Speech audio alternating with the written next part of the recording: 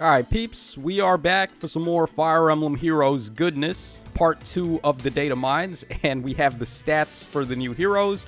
We got their boons and banes, we have some info pertaining to Aether Raid's Chaos Edition.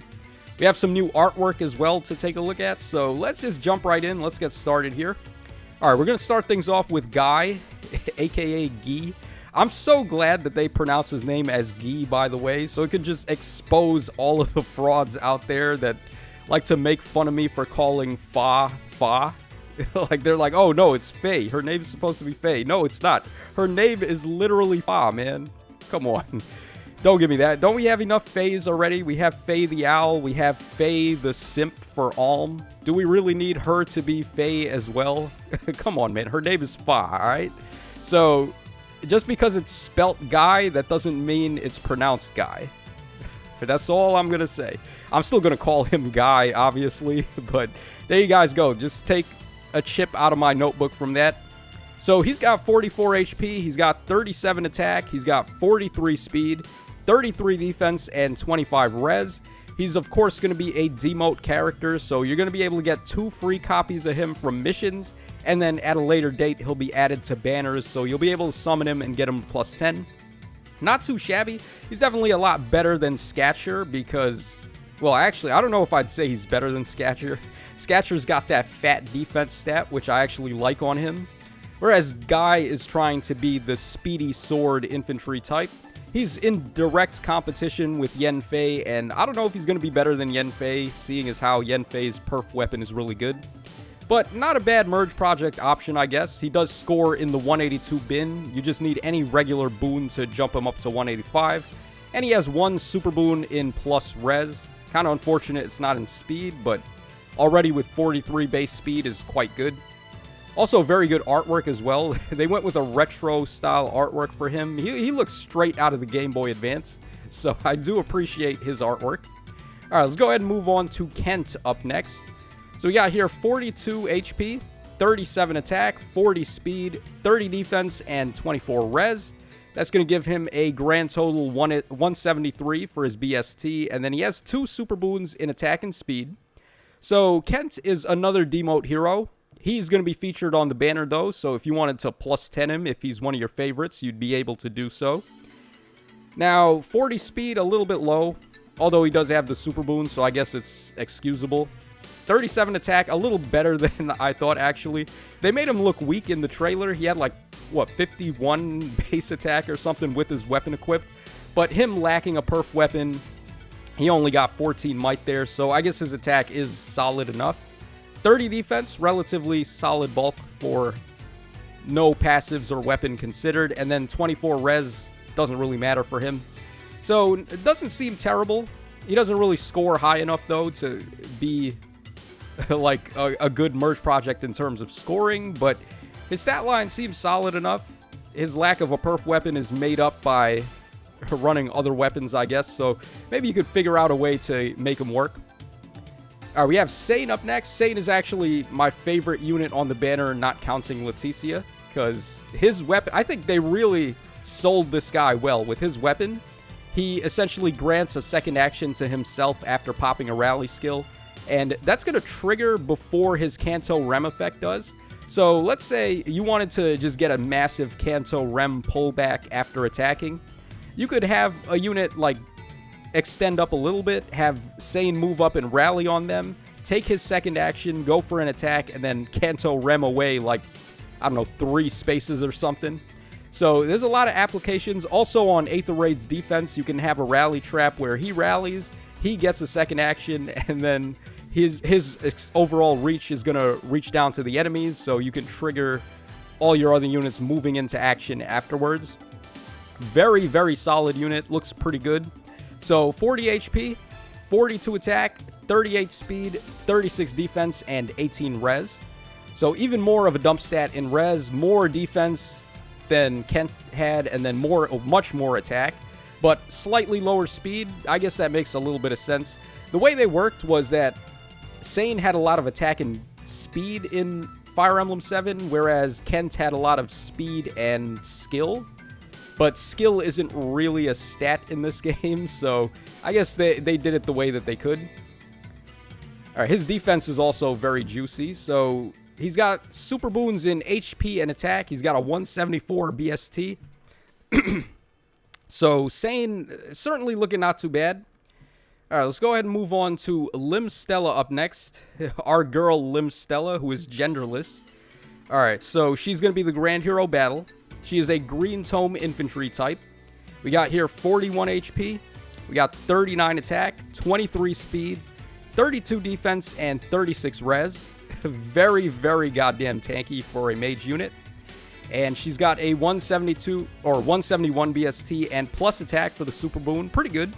With 39 base and then plus attack. Gonna jump her up to 43.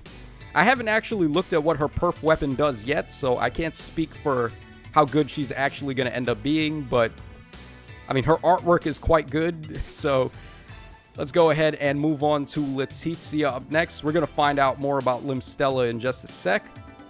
So Letizia obviously steals the show. Her weapon is just stupid. the stat swings on that weapon are just out of control. So we got here 38 HP, 40 attack, 16 speed, 35 defense, and 34 res, giving her a 163 BST and a super boon in attack, which is exactly where she wants it. Would have been nice if she got defense or res, because her weapon makes her crazy bulky.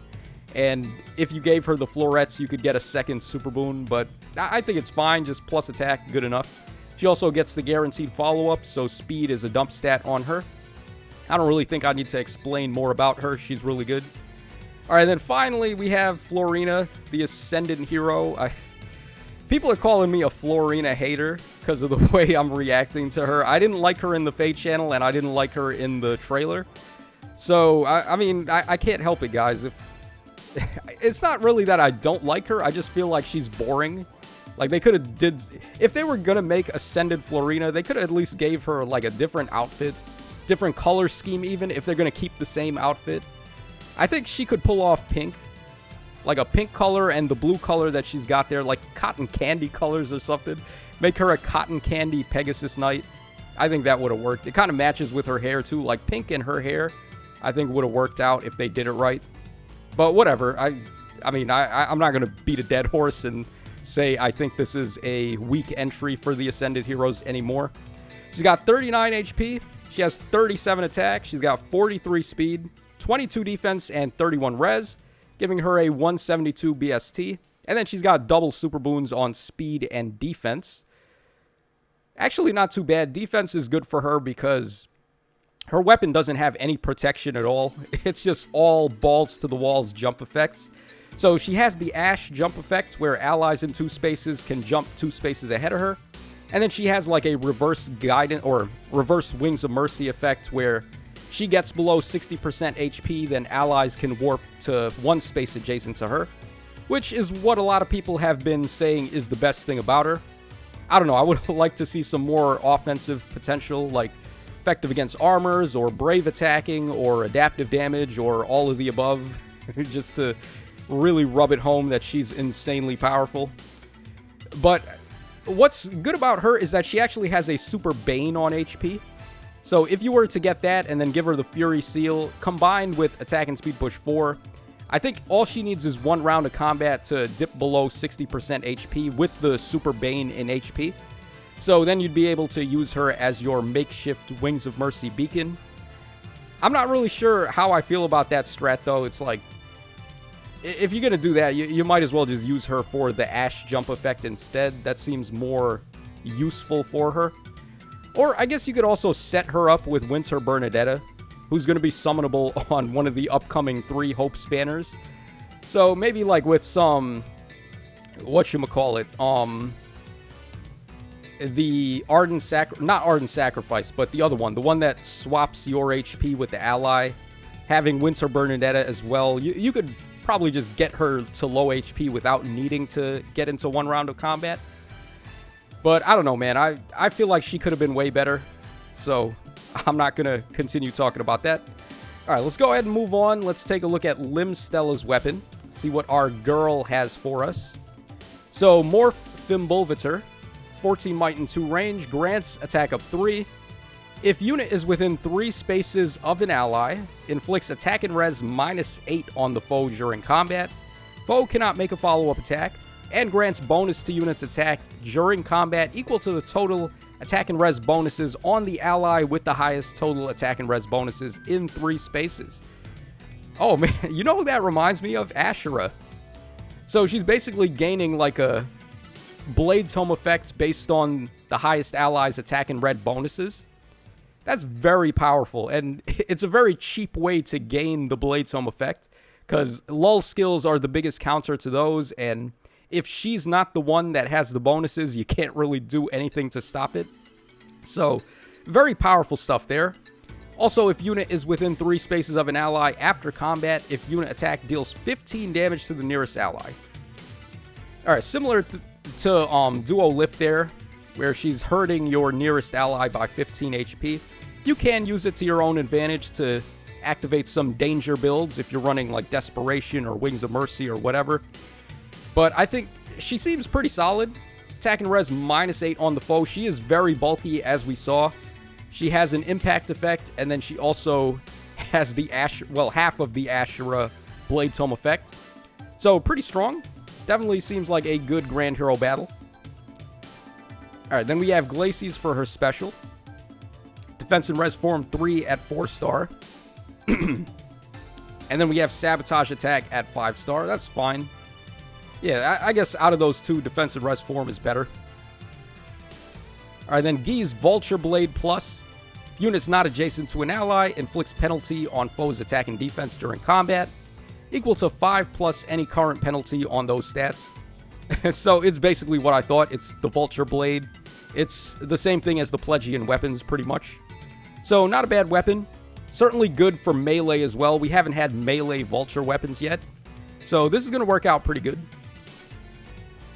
Alright, then he's got Life and Death 3 at 4-star. And he's got Threat and Speed and Defense 2 at 5-star. A little bit of a shame there. I wish they would have reversed those, because you can use this to get Speed and Defense Menace, but you're not going to be able to if it's at 5-star without wasting the feathers to level them up.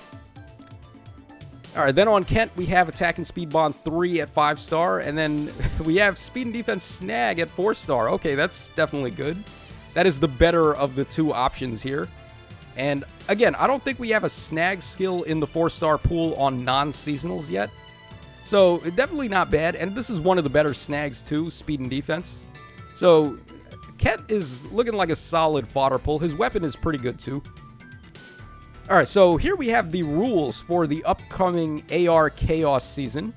Let's just make this a little bit bigger. Alright, so Chaos Season bonus heroes. Every Chaos Season, all heroes released in a select version update of the game will be available as additional bonus heroes. Only normal bonus mythic heroes will lower lift loss on failed defense, but that's the only difference. Okay. Alright, lift bonuses in Chaos Seasons. All raiding parties get plus 70 lift gained, and those with a bonus ally who defeated one or more foes receive a bonus of plus 20. Oh, dude, so they're turning it into Arena now? You gotta get bonus KOs in Aether raids. Okay, sure. Alright, disabled effects in Chaos Season. These seasonal legendary and mythic effects will be disabled during Chaos Season. So, effects that boost ally stats, effects that change lift gain or lift loss via blessings. Oh, so dude, you don't even need to run mythic heroes anymore if that's the case. Like, no lift gain, then why bother? And they're not gaining the bonus stats either, so you just run whoever you want. Okay, I like this. This is definitely a good change. And then no special slots either. So we're back to, what is it, 5 against 6? Yeah, basically 5 against 6, 5 on offense, 6 on defense. Alright, not bad. Seems like an interesting change of pace for Aether raids. Okay, is this the last? Yeah, this is the last one. So, team creation in Chaos Season. Duplicate heroes are not allowed on your team. So, you can only run one copy of each. You can't run like 4 duo peonies, which is cheating. You can only include one ally that can sing or dance. And you can only include one ally that has save skills. Not that that's going to matter. I don't really think save skills are going to be important if you're not held back by mythic heroes, and you're not gaining the mythic bonuses either, so like no plus 15 HP, which is very important to these safe skill armors being able to tank successfully. So this seems like it's going to be a very offense-oriented meta. You're just running whatever you want. You have 5 slots to do whatever you want with, and you can just run and gun. Gale Force strats are going to be very good. Hit and run is going to be very good. So let's see how this plays out. And then the bonus KO, I don't think is a big deal, considering the wide variety of bonus heroes we're going to be able to use from each book, essentially, starting with book 1. So looking not too bad for Chaos Season. Gonna have to play it and see for myself. All right, here we... Oh my god, dude. Where have you been all my life? So we have here the artwork for Embla. Goddamn, that look. That hair. Like, she's pushing all the buttons. Aside from the thickness, of course, but... Oh, I just noticed this. Look, she's got, like, gloves on that have spiky fingertips. That's pretty cool. I didn't even notice that before. Then she has her staff with this evil eyeball in the middle. I wish we had the rest of her art. Hold on, maybe we do, actually. Let's just quickly refresh this, see if we got anything else. Somebody plus 10 Boyd. I'm probably going to plus... First, I got a plus 10 Nasala, then I'll do Boyd. But nah, it doesn't look like we have the rest of the artworks yet. But my god, this artwork is so good. Same thing with Asker as well. They held it down, man. Asker and Embla, I really like both of their artworks. They did really good jobs on them. And then finally, we have this here, which is going to be the NPC enemies that show up in the Emblem maps, I guess. So these are bats. They're going to transform into bats. And I don't know, they look pretty cute, I guess. So there you guys go. Those are the new enemies. So let me know in the comments section down below what you guys think about all of these data mines. Limstella looking pretty good. Letizia, of course, also looking pretty good. And Sane, I think Sane is more interesting than Florina, honestly. I can see more applications for his rally dance than Florina's, like, guidance effect, honestly. But I don't know. We'll have to wait and see. So this is your boy Tacho signing out. Thanks so much for watching, guys. And I will catch y'all again on the flip side.